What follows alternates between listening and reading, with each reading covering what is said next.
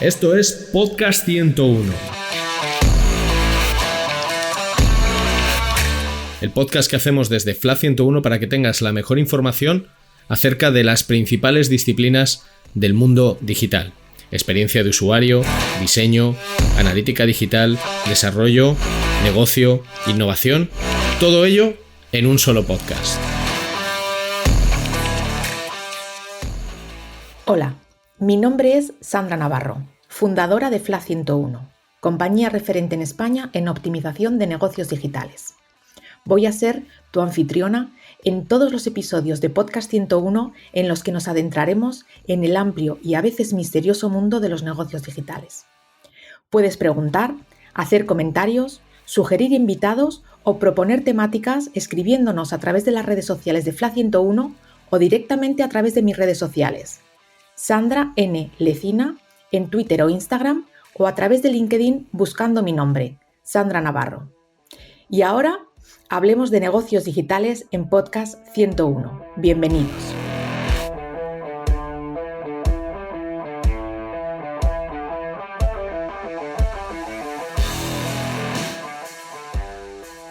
Bienvenidos a la sección de negocios digitales de Podcast 101. Todos aquellos que conozcáis FLA 101 sabréis que además de nuestro día a día haciendo proyectos de optimización para nuestros clientes, llevamos a cabo estudios independientes que tratan de dar luz a métricas y comportamientos en negocios digitales para los que antes no teníamos conocimiento, no teníamos a nuestra disposición. El primer estudio de conversión que llevamos a cabo fue el estudio de conversión de negocios digitales y lo llevamos a cabo en 2016 y además lo actualizamos anualmente. Hemos creado desde entonces estudios acerca del impacto del COVID a lo largo de 2020, a lo largo de la pandemia, estudios sectoriales, estudios de Black Friday y todos ellos los tenéis a vuestra disposición para libre descarga en nuestra sección del Innovation Hub de la web de FLA 101. El podcast de hoy lo vamos a dedicar al último estudio que hemos publicado. Se titula Privacidad en Internet. ¿Sabemos lo que aceptamos y sus consecuencias?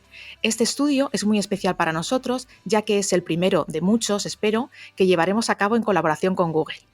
Y para hablar del panorama legal actual al que deben enfrentarse los negocios digitales en España y de los principales findings que hemos tenido en este estudio y de cómo debemos adaptarnos como empresa, tenemos a Lorena Roque, responsable en Google de privacidad en la publicidad para España y Portugal. Lorena, bienvenida.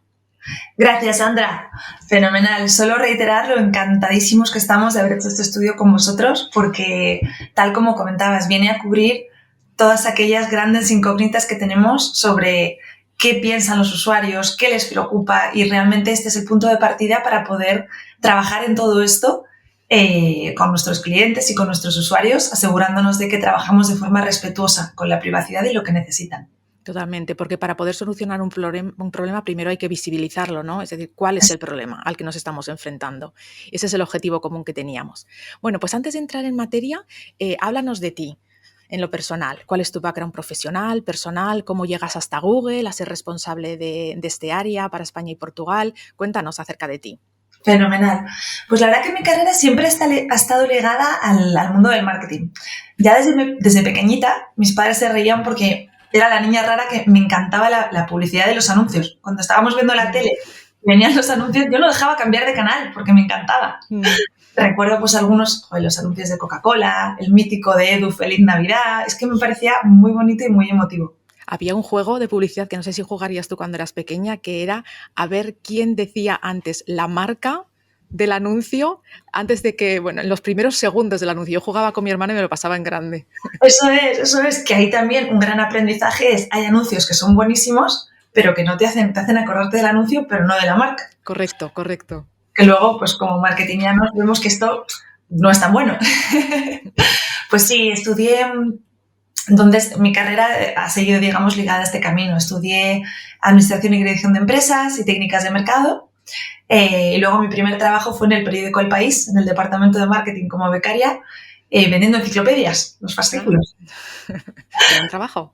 Gran trabajo y muy divertido. Sí, me iba a la radio y a grabar los anuncios, me lo pasaba pipa. Luego pasé por L'Oréal y por Diageo. Diageo es empresa pues, de alcohol, JB, Baileys, todos estos, que la verdad es que fue muy chulo porque yo decía, pues que me pagan por organizar fiestas. Y además era muy innovador porque como al ser una empresa de alcohol estaba muy limitada en cuanto a acciones de marketing tradicional, ya se estaban volcando mucho en Internet. Entonces ahí empecé a profundizar en el mundo del marketing online, fue como mis primeros pinitos, y de ahí ya aterricé en Google. Primero unos años en Dublín y después en España. Siempre en negocio, trabajé pues, en la industria de retail y después en la de turismo, asesorando a mis clientes en cómo desarrollar su estrategia de marketing online y hacer crecer su negocio gracias a las plataformas de Google. Y fue hace un par de años que yo empezaba a ver que cada vez más esto de la privacidad, que yo no sabía muy bien lo que era, estaba cada vez más presente en los planes estratégicos, cada vez más en las reuniones con el CEO, y era un pilar clave que realmente nos impactaba muchísimo en las estrategias que hacíamos y en cómo se implementaban los productos. Con lo cual decidí profundizar un poquito en este área, tratar de entender un poquito más, y cuando este año surgió la oportunidad, se creó este rol de especialista en privacidad dentro de la oficina de España, decidí dar el salto y me apetecía muchísimo. Y ahora pues me dedico a tratar de evangelizar y ayudar a nuestros clientes a recorrer este camino que es un poquito incierto y complicado, que no entendemos muy bien y cambia mucho, del marketing, digamos, respetuoso con la privacidad. Muy bien, pues has introducido un poco lo siguiente, ¿no?, que te iba a preguntar, y es explícanos de una forma sencilla cuál es el panorama legal al que nos estamos enfrentando en Internet y qué es lo que viene, ¿no?, a qué es lo que se tienen que ir preparando las empresas. Uh-huh. Fenomenal. Pues a ver, un poco, lo importante es que al final los usuarios cada vez usamos más Internet, como usuarios, como consumidores, y lógicamente tú cuanto más usas algo, más consciente eres. Entonces, cada vez estamos más preocupados. Hicimos un estudio hace poco y el 64% de los consumidores dice que no se siente cómodo con el uso que se hace de sus datos en Internet. El consumidor lo que necesita, el usuario, es saber que sus datos están protegidos, que no se abusan, que tiene control para decidir qué datos da y cómo se usan.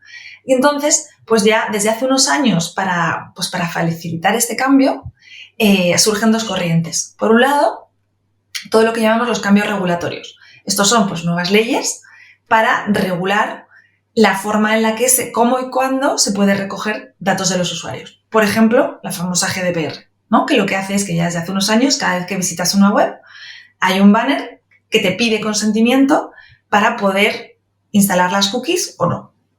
Si no las instalan, pues si no te dan consentimiento, no podemos instalarla y, por tanto, no podemos saber qué hace el usuario en nuestra web. Por otro lado, están también los cambios tecnológicos, las cookies de tercera parte de las que tanto se habla, ¿no? Y es ya desde hace unos años, Safari y Firefox deprecaron, que es este palabra tan feo que decimos en Spanglish, no sé cómo lo decimos en castellano, eliminaron las cookies de tercera parte.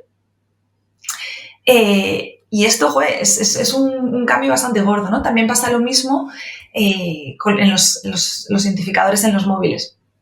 También al final, por ejemplo, si tienes un iPhone, ya por defecto todo lo que es el tracking viene desactivado. Tú voluntariamente, como usuario, tienes que ir, buscar el apartado y volverlo a activar. No sé tú, Sandra, si sabes, yo que no tengo iPhone, pero no sé si sabes dónde está eso para activarlo. Yo tengo y me acabas de descubrir que podría hacerlo. No sabría cómo.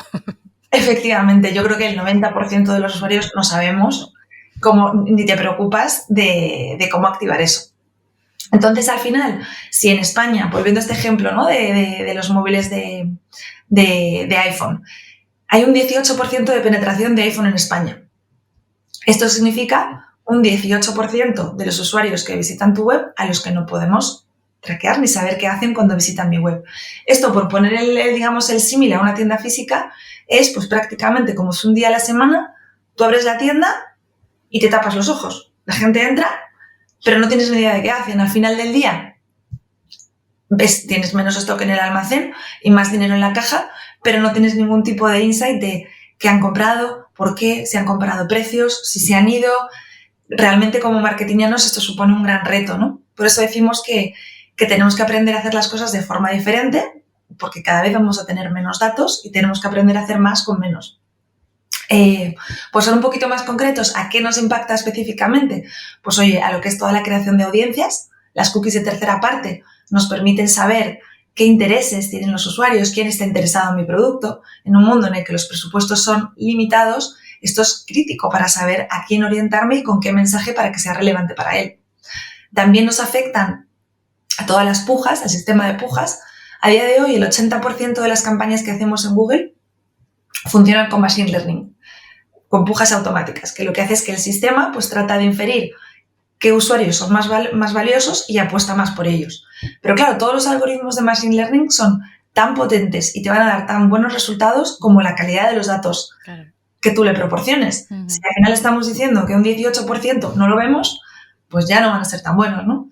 Y de la misma manera nos afecta también a lo que es la atribución y la medición, digamos, de cómo de rentables son esos impactos publicitarios. Si yo no puedo ver, si no puedo medir, pues no puedo saber qué campaña me funciona mejor.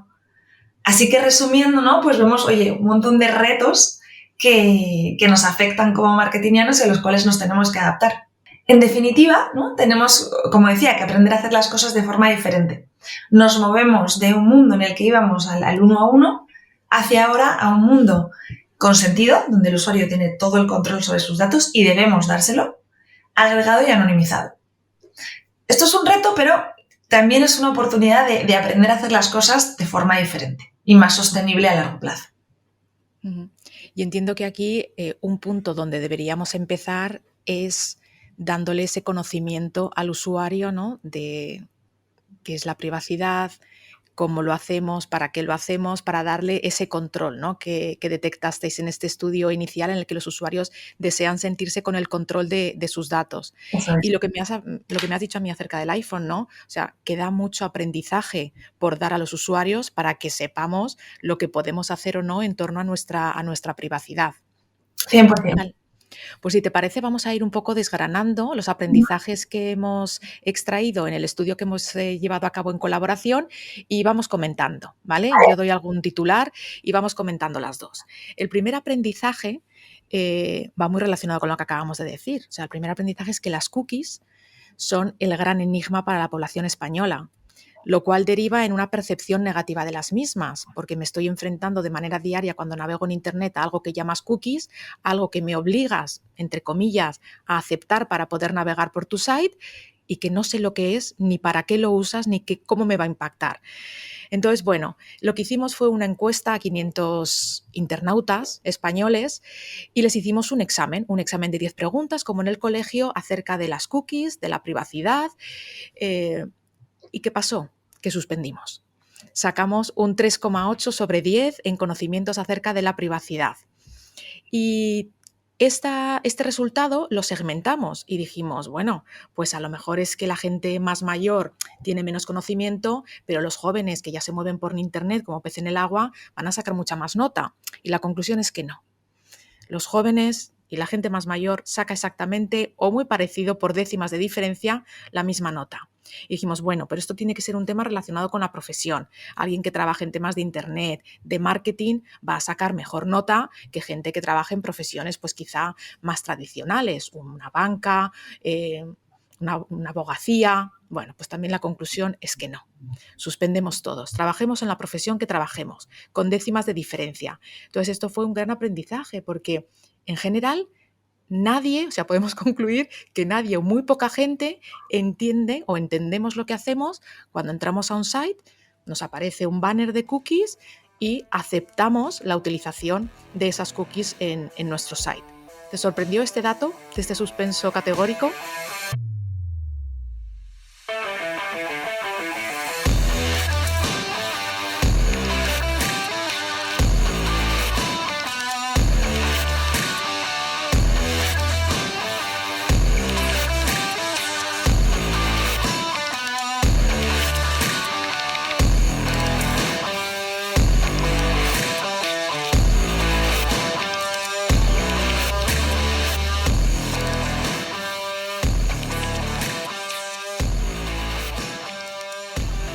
La verdad es que sí que me sorprendió.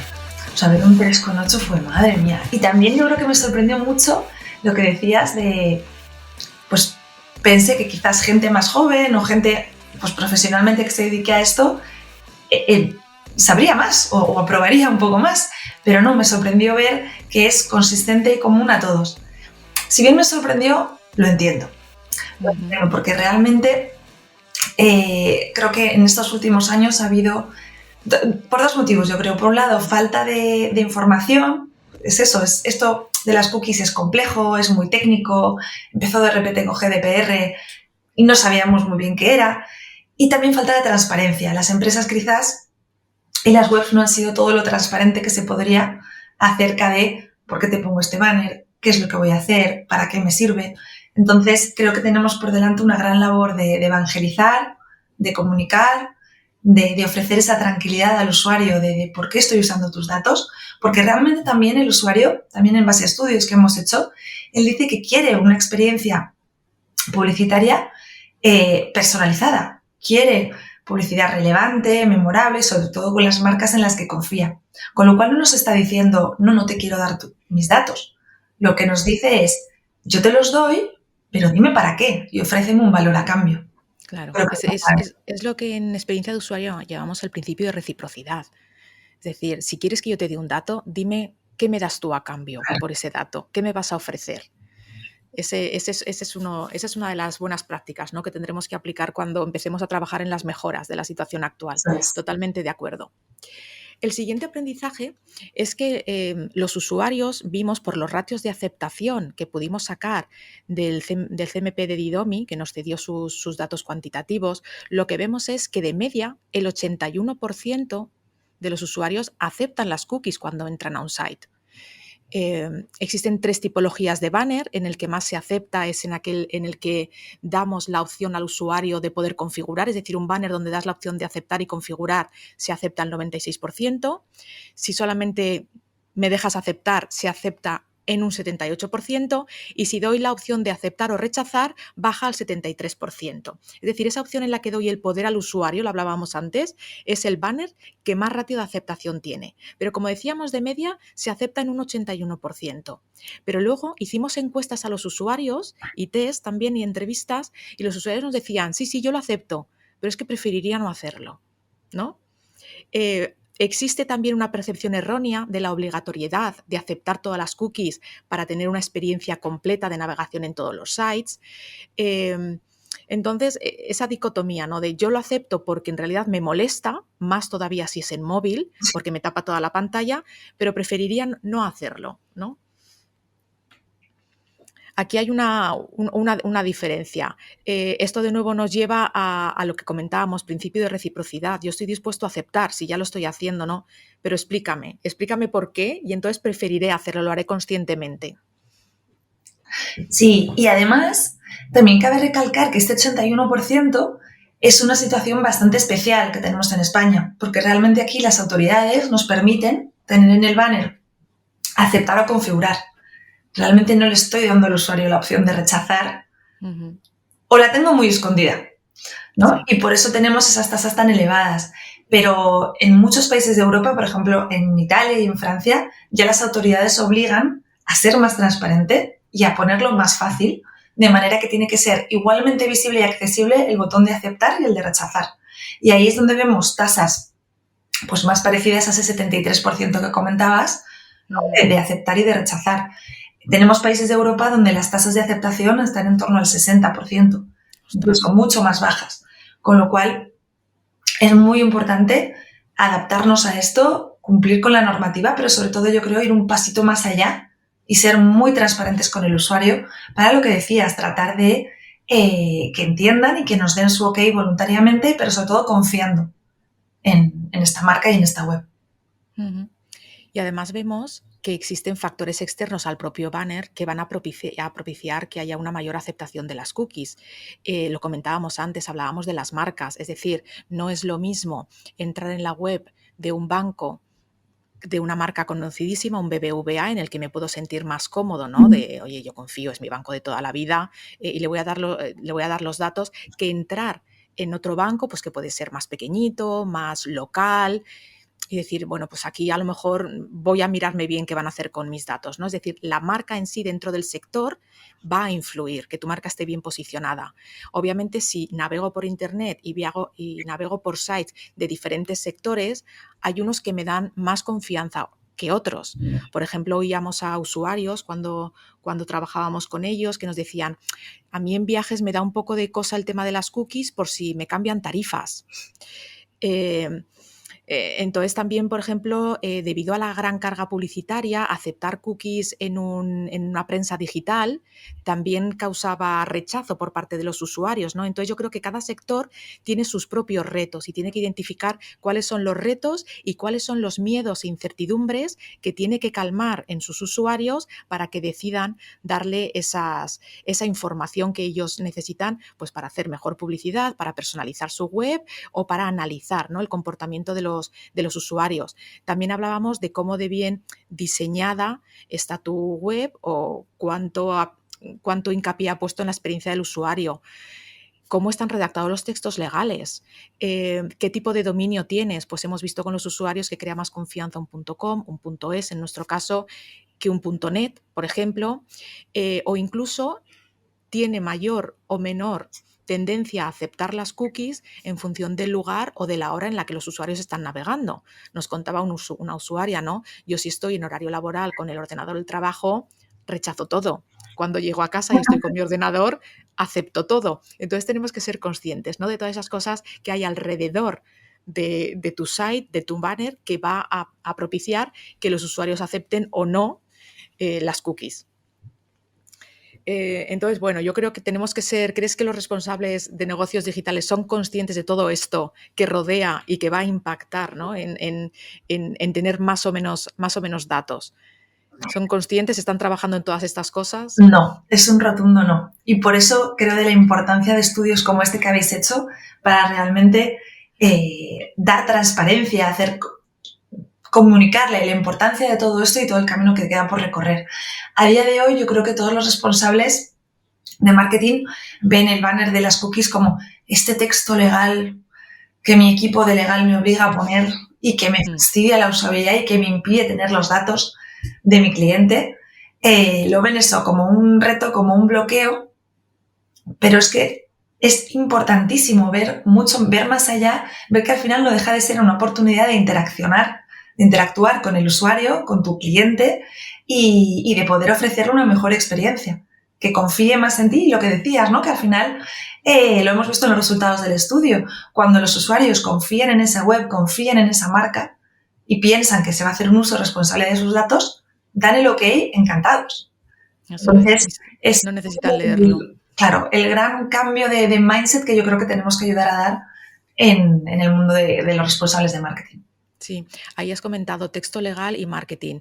Seguro, o sea, ya estoy visualizando las discusiones entre el equipo de marketing y el equipo legal, del equipo de marketing diciendo: pero es que estos textos no se entienden, y el equipo de legal: ya, pero es que tienen que estar escritos exactamente así.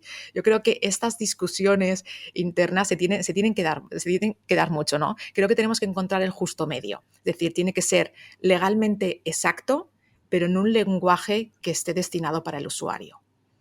Estoy 100% de acuerdo, Sandra. De hecho, eso que comentabas, ¿no?, de estas como discusiones internas, ¿no?, entre legal y entre marketing, 100%. Nosotros, por ejemplo, tradicionalmente siempre hemos trabajado en Google, en los equipos de negocio, con la gente de marketing, de negocio y con los del equipo de data. Pero es que cada vez más vemos que hay un tercer interlocutor clave, que es el DPO.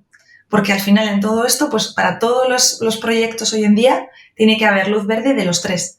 Y es verdad que muchas veces no hablan el mismo idioma.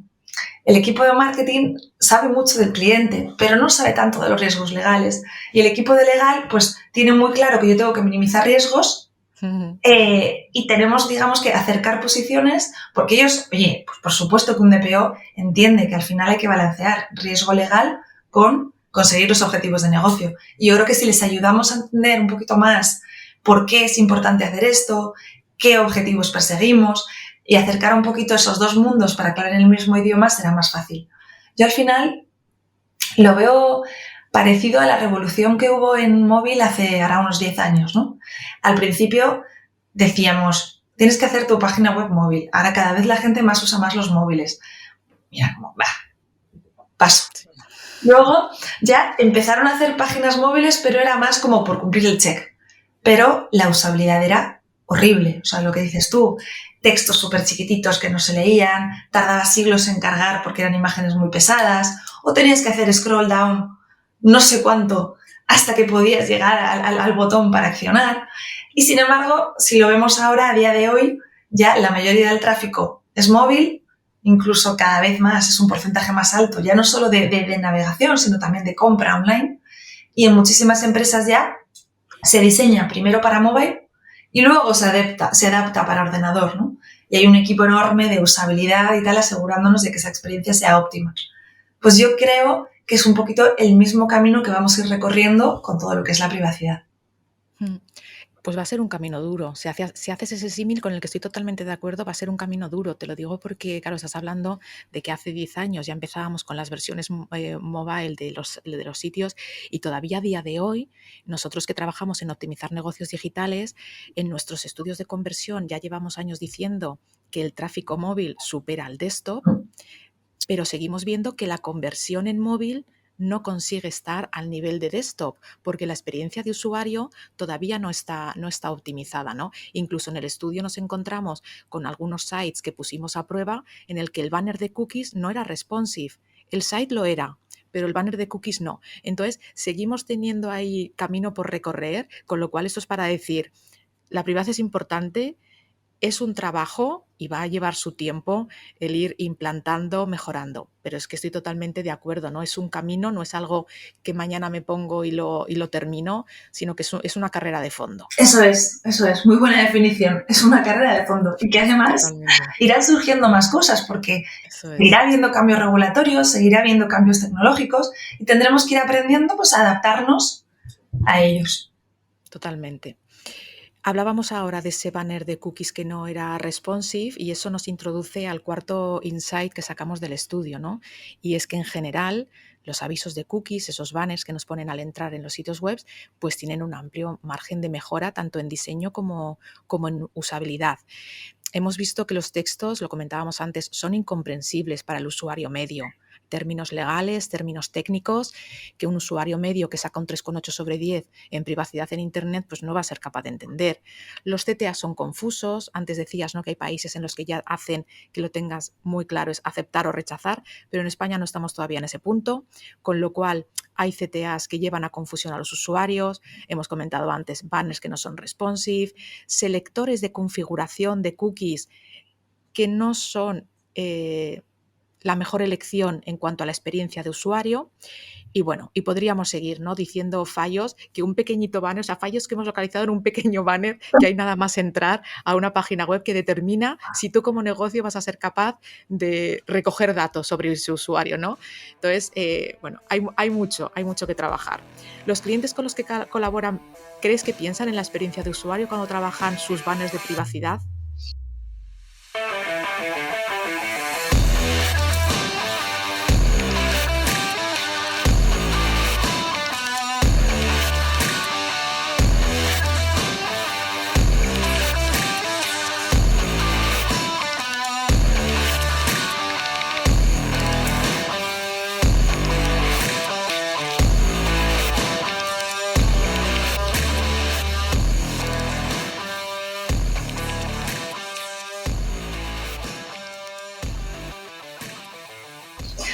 Muy incipiente, como decíamos. Yo diría el 99% no.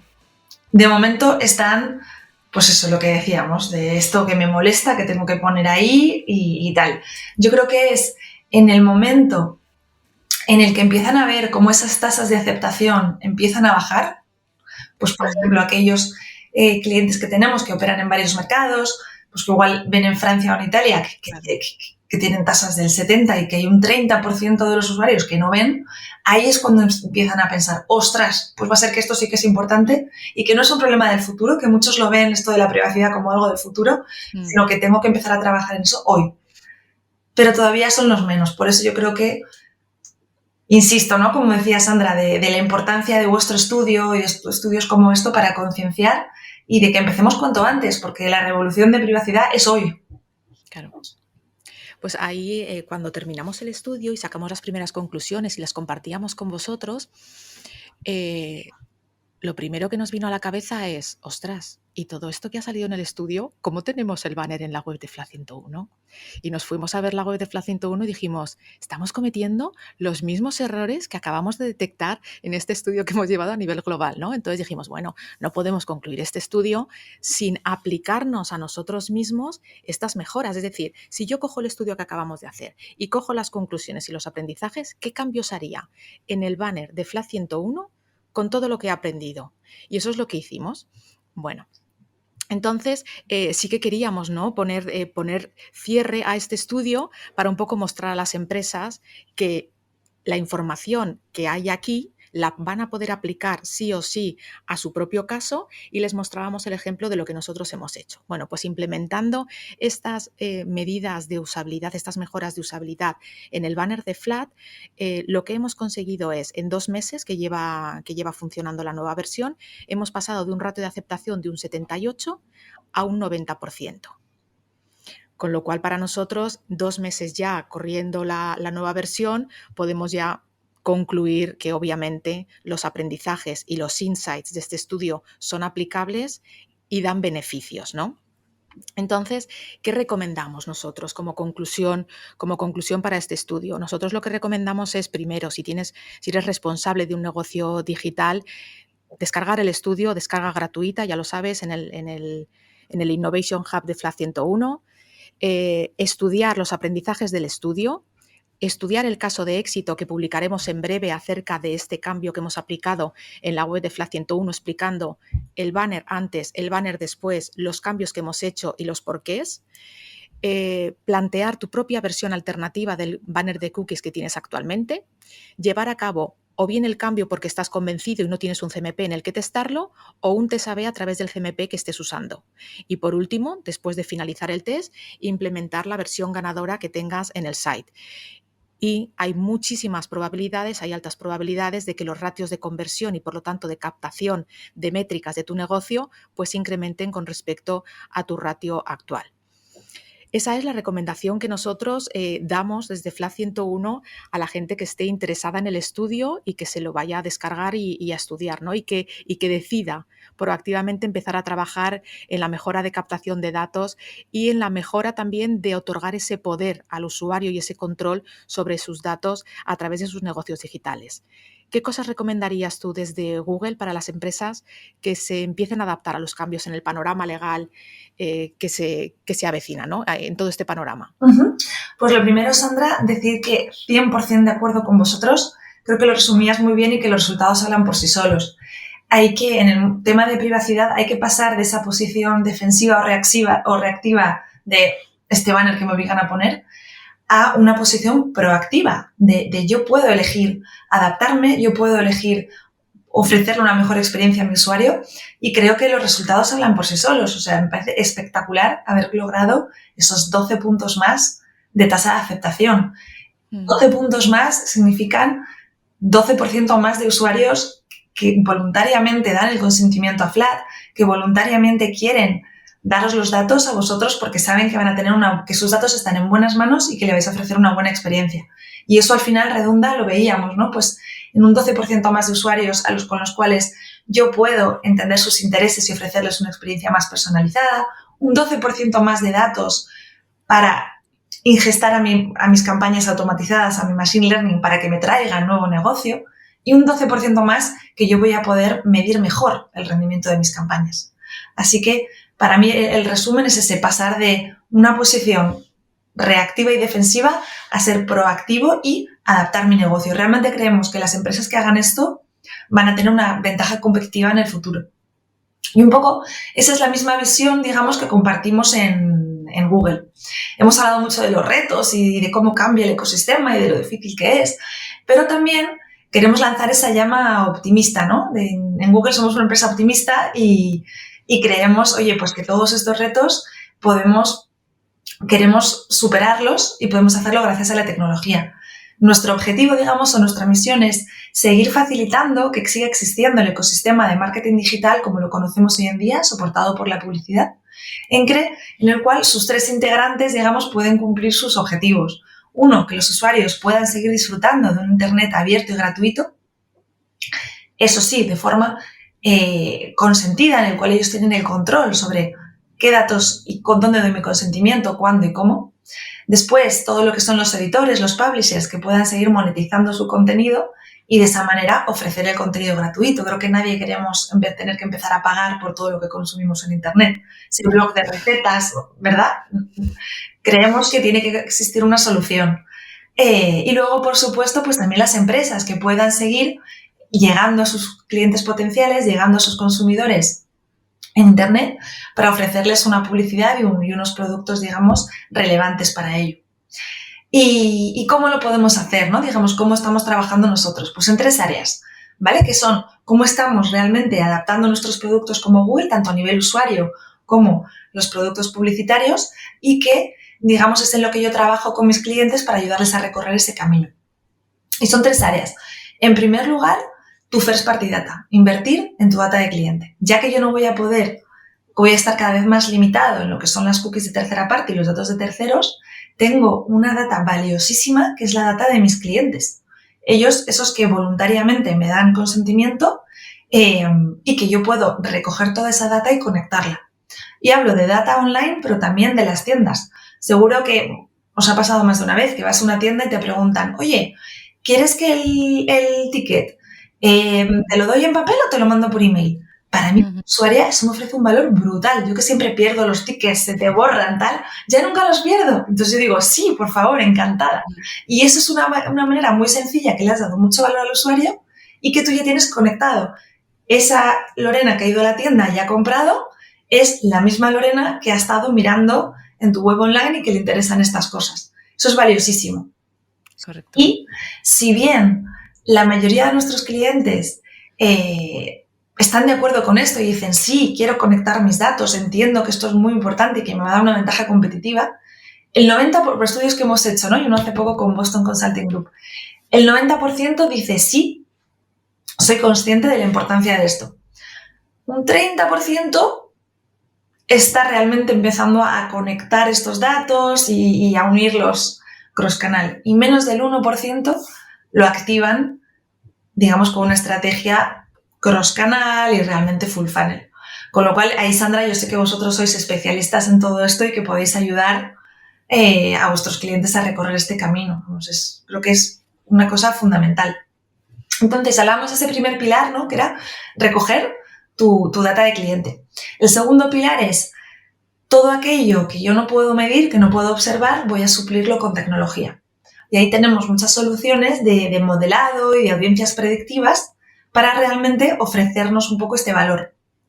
Ahí tenemos, por ejemplo, 3 soluciones, no son productos, son soluciones gratuitas que ofrecemos para maximizar la cantidad de datos que tienes. Que son, una se llama Consent Mode o modo de consentimiento, que nos permiten modelar para aquellos usuarios que no me dan consentimiento, pues me permiten modelar su comportamiento y tratar de estimar cuántos probablemente han comprado. Pues en base a los que sí me dieron consentimiento, establezco unos patrones y, bueno, pues soy capaz de predecir. Y esto nos permite recuperar hasta un 50% de aquellas conversiones que perdíamos por falta de consentimiento. En segundo lugar, tenemos conversiones mejoradas, enhanced conversions, que también nos permiten, pues, recuperar, gracias a enlazar tu first party data con la data del cliente que tenemos en Google, pues tratar de encontrar, oye, este usuario que ha visto mi anuncio en YouTube es el mismo que ha comprado en mi web, con lo cual puedo reportar una venta. Por supuesto, todo esto se hace de forma agregada y anonimizada, protegiendo la privacidad del usuario. Y esas soluciones, digamos, para modelar, son muy importantes por lo que decíamos al principio, que al final la mayoría de las campañas hoy en día son automatizadas y van a funcionar tan bien como la calidad de los datos que yo le ingeste. Entonces, de esta manera, entre tu data de cliente, tu first party data, más estas soluciones que nos permiten modelar, voy a maximizar la cantidad de datos que yo puedo tener para ingestarle, digamos, al algoritmo para que me genere nuevas ventas. Y luego, esto es lo que llamamos, digamos, medición privacy safe, respetuosa con la privacidad. Y luego tenemos otra solución que lo que nos permite es activar esos datos de clientes, a first party data que decíamos, en nuestras plataformas de Google, que se llama Customer Match. Lo que nos permite es creamos como un segmento de audiencias, tú puedes crear distintos en función de los perfiles de tus clientes, que luego tú activas en nuestras plataformas para mostrarles un mensaje personalizado. Pues, por ejemplo, soy una aerolínea, subo mi listado de mis clientes de negocio y tengo otro listado de mis clientes familia. Pues cuando yo tenga una promoción para vuelos en business a Nueva York, pues probablemente al segmento de familia no le es tan relevante. Se la voy a mostrar al viajero de negocios que probablemente le va a interesar. Y lo mismo cuando tenga promociones de hoteles en la playa, verano, etc., ¿no? Poder, digamos, segmentar y ofrecer una experiencia realmente memorable y relevante al usuario. Estos 2 puntos que hemos comentado, ¿no? Que son 1, el de tu first party data y 2, el de suplir con tecnología, modelado y predicción, es lo que podemos hacer a día de hoy y es, digamos, ese roadmap que estamos tratando de recorrer con todos nuestros clientes. Luego hay un tercer punto que es Privacy Sandbox, ¿vale? Que es el mañana, realmente. Como sabéis, en Chrome también hemos anunciado que vamos a deprecar las cookies de tercera parte, también en Android, porque creemos que hay que hacer las cosas de forma diferente. Lo que pasa que antes de hacerlo y dejar sin alternativa, digamos, a todo el mundo de marketing, estamos tratando, se ha lanzado Privacy Sandbox, que es una iniciativa de Chrome y de Android, colaborativa con la industria, para desarrollar tecnologías nuevas, respetuosas con la privacidad, que no se basen en las cookies, de tercera parte, pero que nos permitan cumplir casos de uso como los que hoy en día hacemos con las cookies. Esto es exclusivamente de Chrome y de Android. Yo, que pertenezco a la parte de publicidad, de hecho me entero de las novedades y de lo que va surgiendo en los blogs con la información pública igual que todos los demás, ¿no? Es completamente separado. Pero lo que se trata es de eso, de que estas soluciones sirvan para todos, para todo el ecosistema digital, y por eso decimos que es colaborativa. Hay muchos agentes tecnológicos que están participando en desarrollar estas soluciones que sirvan para todos en el futuro. Pero, resumo, la tercera es el día de mañana. Como anunciantes, como marketingianos, a día de hoy todavía no nos tenemos que preocupar, ya llegará, pero el 1 y el 2 sí, hay que empezar cuanto antes. Bueno, acabas de hacer la descripción gráfica de lo que es una carrera de fondo que comentábamos antes, ¿no? Es decir, o sea, ponte ya con el 1 y con el 2, porque ese es el día de hoy y ya hay soluciones. Es decir, no te puedes estar perdiendo los datos de esos usuarios que no te aceptan, porque tienes una solución para intuir o estimar lo que podrían estar haciendo, y empieza a estudiar y a prepararte para lo que viene, que es el punto 3. Efectivamente. ¿No? Carrera de fondo total. Pues vamos, creo que ha sido una clase magistral acerca de privacidad en Internet teniéndote aquí, y quiero aprovechar que te tengo aquí para lanzarte la última pregunta que lanzo siempre en mis podcasts, ¿vale? Que ya vamos a lo personal. Vale. A mí me gusta dar visibilidad a temas que como sociedad y como profesionales debemos seguir trabajando. No está todo hecho, nos queda mucho por trabajar. Pero solo podemos solucionar, lo comentábamos tú y yo al principio del podcast, los problemas que conocemos y que visibilizamos. Con lo cual, siempre he vivido en primera persona. Cuéntanos si has experimentado alguna situación de discriminación a la que te gustaría dar visibilidad. Y, por supuesto, siempre sin nombres. Hablamos de privacidad. ¿Cómo vamos a dar nombres? No. Manteniendo la incógnita de nombres propios y nombres de empresas. Pero cuéntanos si te gustaría visibilizar alguna situación de discriminación que hayas vivido. Uh-huh. Pues vamos a ver. La verdad es que me considero muy afortunada, que realmente no he sufrido nunca una situación de discriminación grave, seria, de esta que diga, ostras. En general, en las empresas en las que he trabajado, y muchísimo ahora en Google, hay mucha concienciación, muchísimo esfuerzo porque todos seamos iguales, por ofrecer las mismas oportunidades. Y sin embargo, aún así, a pesar de una voluntad consciente de todos de tener las mismas oportunidades, hay pequeñas cosas que surgen, ¿no? El famoso unconscious bias o sesgo inconsciente que llamamos, que son cosas de las que probablemente no te das ni cuenta, ¿no? Pero sí que me ha pasado mucho en reuniones, así con mucha gente, en la que tú empiezas a hablar, empiezo a contar, digamos, mi punto de vista, y algún compañero, normalmente hombres, te interrumpe porque él tiene su idea brillante, empieza a hablar, tú intentas seguir, suben más la voz, de manera que no puedes continuar, ¿no? Y siguen para adelante, y fenomenal. Y el tema es que no se dan ni cuenta. Muchas veces no es algo que hagan aposta, sino que no se dan ni cuenta. Pero sí que como mujeres, pues te sientes pequeñita, en plan, joder, ¿cómo me hago valer? ¿Cómo hago también? Yo también quiero hablar y tengo ideas que compartir, ¿no? Incluso me ha pasado algunas veces de yo haber expuesto una opinión o proponer una idea, mientras lo estoy contando, otro compañero me interrumpe, dice lo mismo y todos, sí, fenomenal, fenomenal. Y yo pensando, pero si es lo mismo que he propuesto yo, ¿por qué? Entonces creo que en ese sentido sí que todavía tenemos bastante camino por recorrer y empezando por nosotras mismas. O sea, por un lado hay que concienciar y ser vocal y transparente, y por eso yo me esfuerzo cuando me pasan cosas así, de luego hablar con ese compañero que muchas veces no lo ha hecho con mala intención. Realmente es que ni se ha dado cuenta, estaba pensando en su idea y yo quería contarla. Pero visibilizarlo, atreverse a ser vocal y contarlo y ser asertiva para defender, digamos, tu posición y tu derecho de participar también. Me encantan dos cosas, dos conclusiones que has sacado. Lo primero es la asertividad. O sea, yo creo que todo el mundo, o sea, en el mundo empresarial todos debemos desarrollar nuestra asertividad, sí. Todos, pero es que las mujeres ahí tenemos una doble lección, ¿no? O sea, lo tenemos que desarrollar, pero además sacar sobresaliente, sí. Porque si no es lo que dices, ¿no? Si no, hay veces que en ciertos entornos se te acaban comiendo o haciéndote pequeñita, como tú dices. Uh-huh.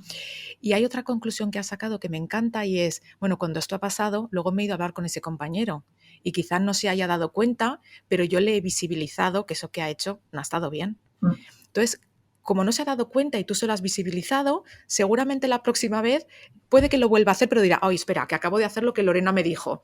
Me voy a callar, ¿no? Y a la tercera ya no lo volverá a hacer. Con lo cual eso es muy importante, porque si te pasa esto y no dices nada y dejas que pase la reunión y te vas pequeñita, ¿no? Y continúas pequeñita, pues al final te vas haciendo cada vez más pequeñita, reunión tras reunión.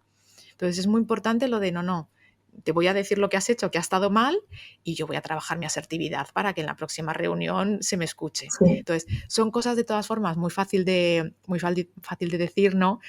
Pero que puede costar mucho llevarlas a cabo en el día a día porque pueden desgastar.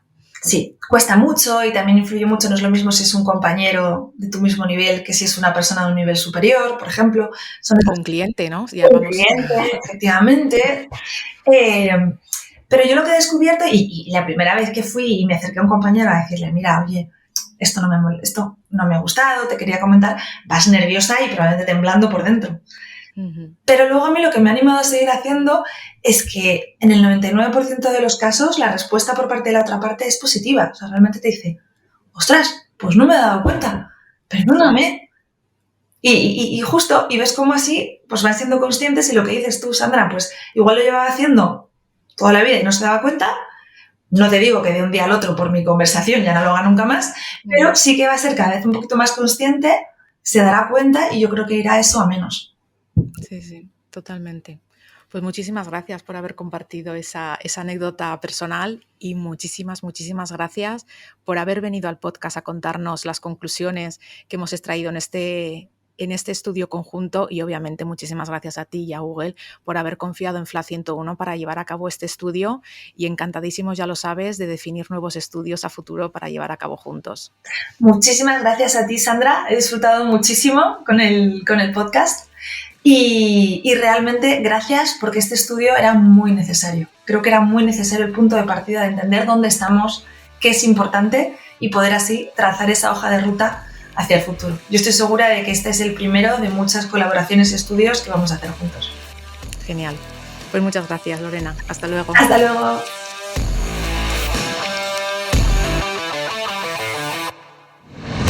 Esto es Podcast 101.